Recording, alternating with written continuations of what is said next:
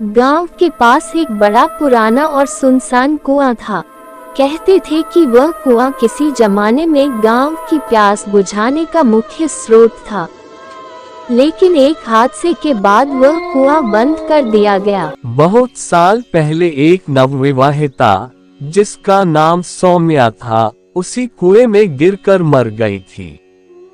कहते हैं उसकी आत्मा वहीं भटकती है और रात के समय हर किसी को डराती है। गांव के लोग उस कुएं के पास दिन में भी जाने से कतराते थे। बच्चे तो वहां खेलते भी नहीं थे। गांव में हर रात कोई न कोई अजीब घटना घटती।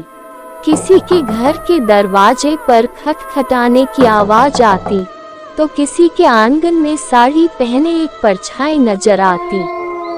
ये सब देखकर गांव के लोग परेशान थे और उस जगह को चुड़ैल का कुआं कहने लगे थे।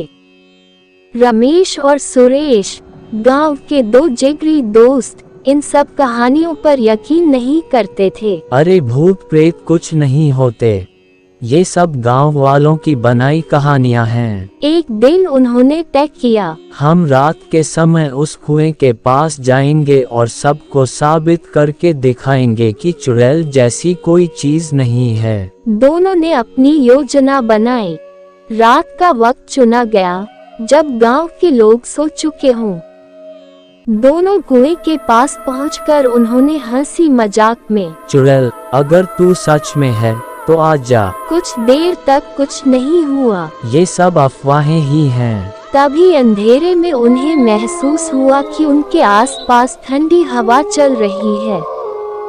जैसे ही उन्होंने पलटकर देखा, सफेद साड़ी में लिपटी एक औरत खड़ी थी। उसकी आंखें चमक रही थीं और उसके बाल बिखरे हुए थे। डर के मारे दोनों के पैर कांपने लगे। चिल्लाते हुए, भागो! दोनों वहां से भागकर सीधे अपने घर पहुंचे। उनके चेहरे का रंग उड़ चुका था। अगले दिन जब गांव वालों ने उनकी हालत देखी, तो सब समझ गए कि उन्होंने चुड़ैल को देख लिया है। कुछ बुजुर्गों ने बताया, सौम्या को उसके ससुराल वालों ने प्रताड़ित किया था। जब वह अपने कष्ट सहन नहीं कर पाई, तो उसने कुएं में कूदकर अपनी जान दे दी।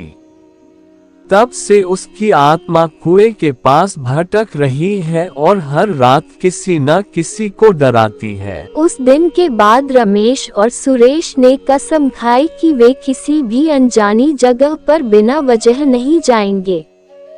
गांव वालों ने भी यह मान लिया कि कुछ जगहें ऐसी होती हैं जिन्हें अकेले और रात के समय छेड़ना नहीं चाहिए।